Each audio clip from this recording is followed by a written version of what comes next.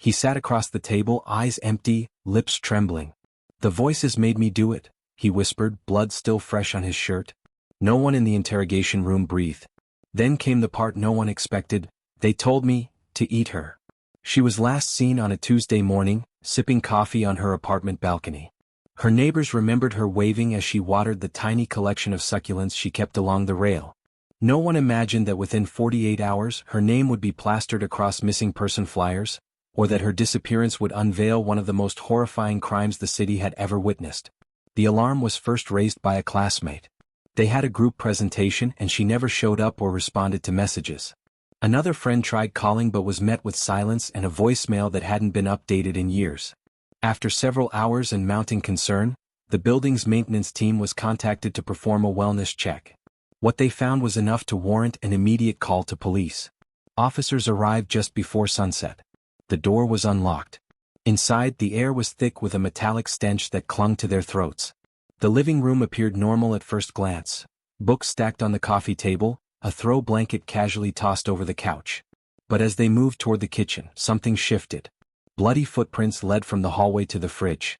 The kitchen sink was running and inside it were blood-soaked rags. Open drawers revealed knives missing from the usual places. The bathroom was worse.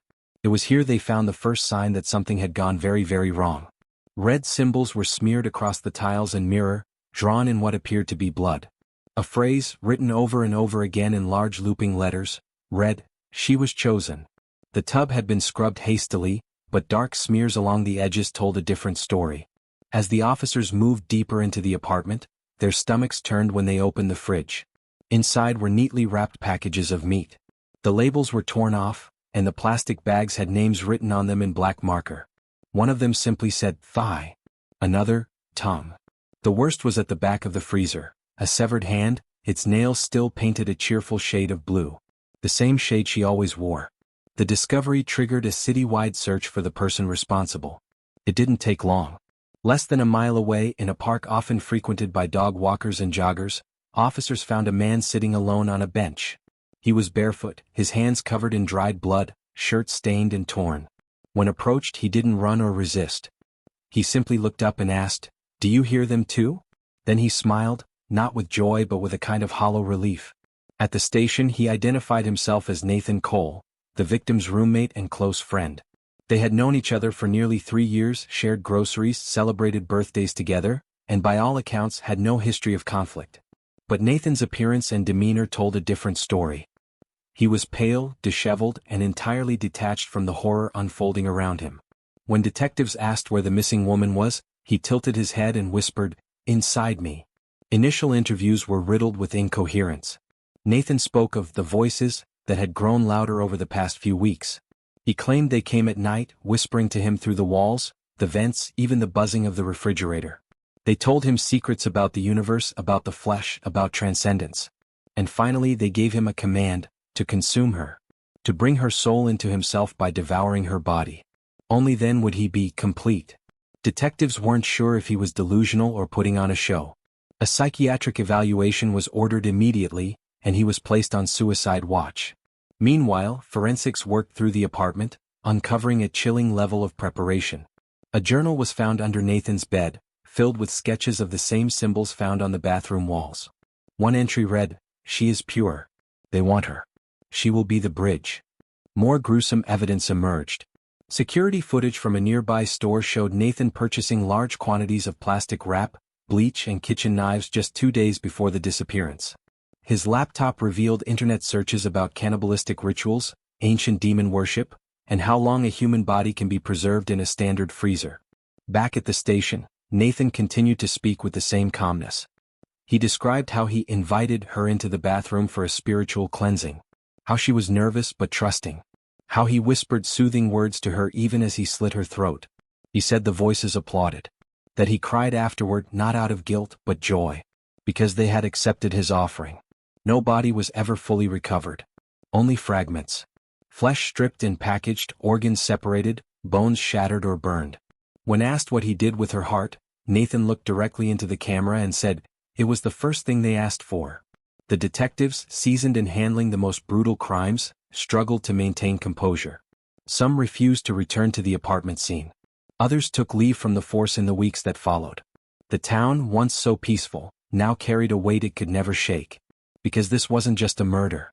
It wasn't even just a cannibalistic act. It was something darker, older, and far more disturbing. And Nathan Cole insisted it wasn't over. Not yet. Nathan Cole had always been the quiet one. In high school, teachers described him as introverted but bright. He wasn't popular, but he wasn't troubled either. His academic records showed strong performance in literature and history, especially topics related to mythology and ancient civilizations. Friends, few as they were, remembered him as soft-spoken, kind, and a bit distant. But nothing, absolutely nothing, hinted at the madness that would unfold years later. It began subtly, or so it seemed. Nathan started withdrawing more and more after his mother died. She had passed suddenly from a stroke, and from that point onward, his behavior shifted. He stopped attending gatherings. His routine became erratic. He began complaining of headaches, of a humming in the walls that wouldn't go away. At first, everyone assumed it was grief, understandable and natural. But months passed and his decline became sharper. His roommate, the victim, mentioned to mutual friends that Nathan had started talking to himself at night. Long, whispered conversations. Sometimes in English, sometimes in a language she couldn't recognize. She thought maybe he was sleep-talking. Other times she would find strange symbols drawn on napkins, or notes left on the fridge that made no sense. They're getting louder. We are almost ready. Don't eat the fruit, it's marked. They laughed it off, thinking it was part of his creative writing projects. He used to dabble in horror fiction.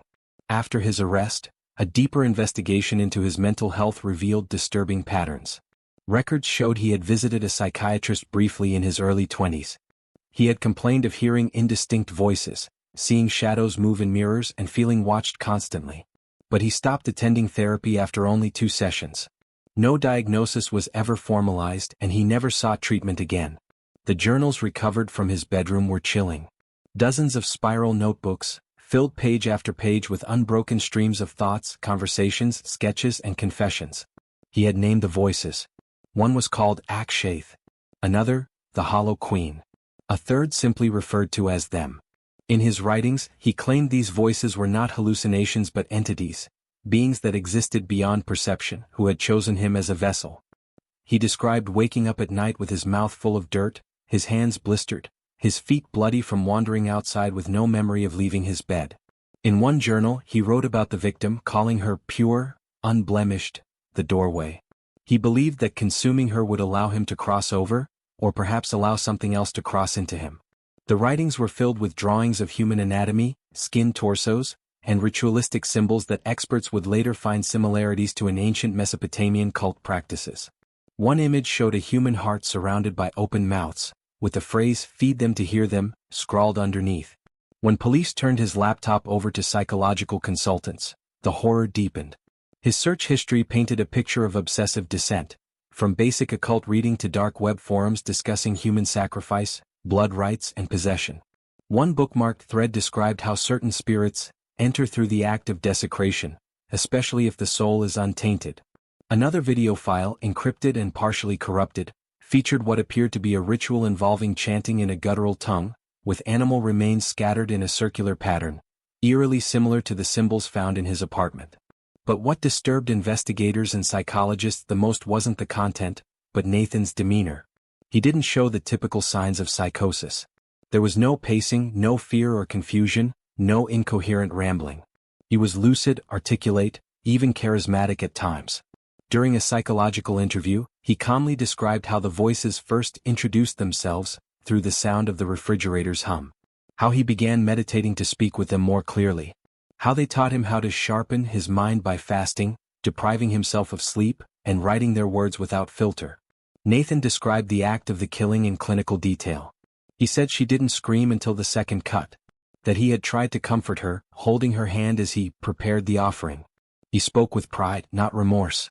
In one audio recording taken during a prison interview, he said, "She was afraid, yes. But they said she was willing. They said she would thank me when it was done. And now, I can still feel her inside me. Warm." Despite extensive analysis, psychologists couldn't agree on a single diagnosis. Some believed it was a severe case of untreated schizophrenia layered with delusional disorder. Others thought it bordered on dissociative identity disorder, though no distinct personalities were observed. A minority of specialists raised a more uncomfortable question. What if he wasn't entirely insane? What if he was operating within a framework of belief so strong, so immersive, that he was both aware and accepting of his actions, not as crimes but as sacred duties? Further complicating the case, a local historian approached authorities with information about a long-forgotten ritual murder in the same neighborhood, from 1972. A woman had been killed in a similar fashion, her body mutilated, her blood used to paint symbols eerily like the ones Nathan used. The case had gone cold, the suspect never found. One of the journal entries from Nathan read, "It's happened before. It always does. I'm just the next mouth." The deeper they looked, the less sense it made, and the more terrifying it became. Nathan Cole wasn't just a killer. He was either gravely ill, or something else entirely. The courtroom was a vortex of tension, a place where horror collided with law. Every seat was filled. Spectators lined the walls, reporters crowded the back rows, and the victim's family sat motionless, eyes fixed on the man who had forever shattered their world. Nathan Cole was led in, shackled, his expression unreadable, not remorseful, not smug, but disturbingly calm. He looked around as if the trial wasn't about him at all, as if he was merely observing someone else's fate unfold. The prosecution opened with brutal clarity. The evidence was overwhelming: blood spatter, fingerprints, DNA, journal entries, video footage from a grocery store that showed Nathan buying supplies to wrap, clean, and likely store the remains. The victim's belongings were found scattered in his room, some stained, others half-burned. The crime scene photos drew gasps from the jury. A few had to look away. But no image could capture the sheer terror of what the investigators saw in that apartment. The chaos masked as ritual, the attempt to turn a brutal killing into a spiritual act. Then came the defense. Their strategy was not to dispute the crime, Nathan had confessed in chilling detail, but to challenge his mental state. They claimed he was suffering from a severe psychotic episode, that he had lost his grasp on reality, that the voices were manifestations of untreated schizophrenia. They brought in a psychiatrist who had evaluated him, citing his hallucinations, his delusions, his obsession with mystical forces and demonic possession. The expert insisted Nathan could not understand the wrongfulness of his actions, and therefore could not be held fully responsible. But the prosecution had their own experts. They argued Nathan was far too organized to be insane. He had planned the act, researched it, purchased materials with purpose. His journals weren't the ravings of a fragmented mind, they were deliberate. They weren't incoherent, they were structured. They showed foresight, ritualistic thinking, even a timeline. His ability to conceal the body, to clean the crime scene as best he could, to leave misleading clues, all pointed to intent. To them, this wasn't a psychotic break, it was premeditated madness. As the trial progressed, testimony from neighbors and friends painted a picture of slow decline. But one witness changed the atmosphere entirely. A woman in her early 60s, asked to testify anonymously. She said she had once belonged to an underground group in the 1970s that dabbled in the occult, and that the symbols found in Nathan's apartment were identical to those used in a ritual she had witnessed decades earlier, a ceremony that ended with a death. The details were too specific to ignore. She claimed these markings were not random, but part of an invocation meant to open a passage for dark entities to cross into the physical world. The courtroom, for a moment, fell silent in the face of something no one was prepared to confront: the idea that Nathan hadn't invented this horror but inherited it. On the fourth day of trial, something extraordinary happened. Nathan collapsed.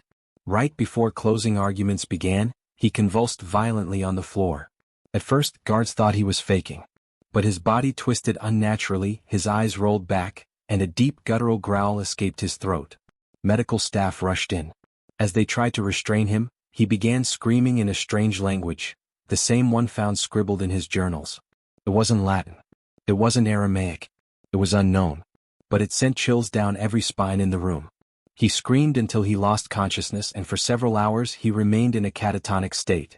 Doctors blamed it on a seizure caused by psychological stress. But a prison guard who had monitored Nathan during his stay claimed he had heard the exact same chanting several nights before, whispered in his cell, even when Nathan appeared to be asleep.